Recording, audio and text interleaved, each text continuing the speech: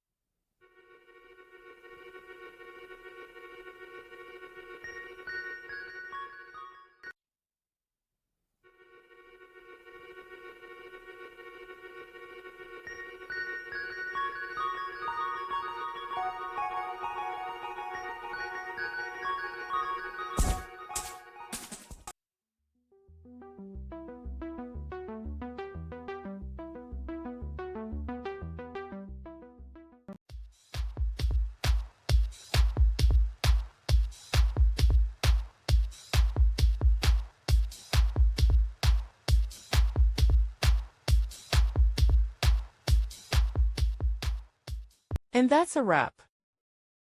I hope you found the answer you were looking for. If you did, take a second to hit that subscribe button. It really helps out. And let me know in the comments which solution worked best for you. See you next time in the debug zone.